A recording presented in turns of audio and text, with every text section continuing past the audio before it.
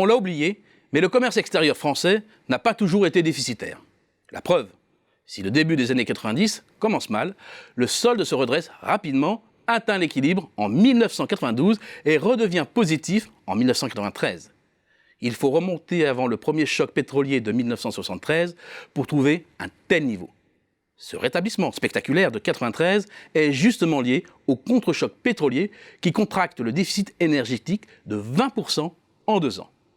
La panne de la demande intérieure entraîne aussi celle des volumes importés, qui reculent de 8% sur la période et contribuent ainsi au redressement du sol extérieur. Il faut ajouter à ce tableau la reconquête des marchés extérieurs. Encore déficitaire de 6 milliards d'euros en 1991, le solde des produits manufacturés est au vert en 1993, à plus 10 milliards.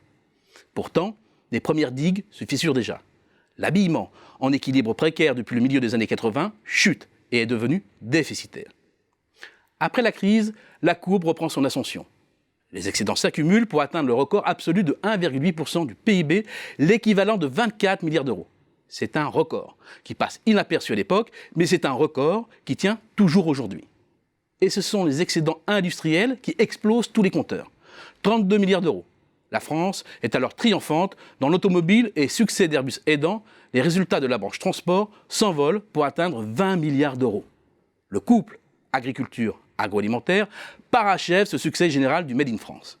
Selon moi ce tableau, la déconfiture de la filière textile qui plonge à plus de 10 milliards de déficit. C'est un héritage des dévaluations en Syrie de nos plus proches concurrents, Royaume-Uni, Italie, Espagne, qui ont entraîné une brutale perte de compétitivité. Voilà pour 1997.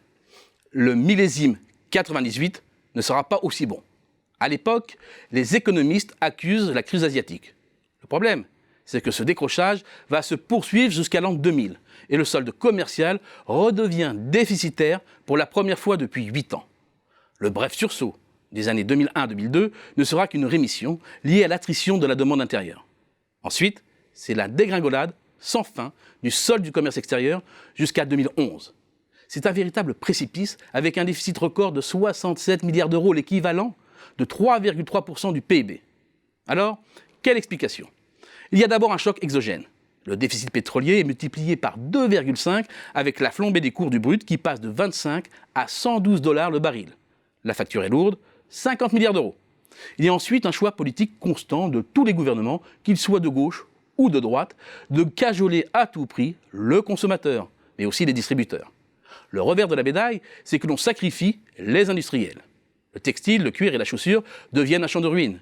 Déjà déstabilisé dans les années 90, le secteur subit l'assaut décisif de la Chine après son entrée dans l'OMC en décembre 2001.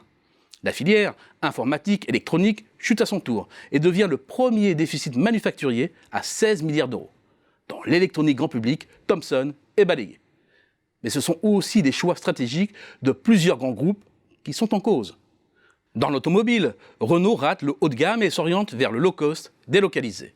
Pas seulement pour les émergents, mais aussi pour réimporter vers la France et l'Europe occidentale. En 2008, le solde auto français bascule dans le rouge. En 2011, le trou s'est creusé à 8 milliards. Mais il y a plus.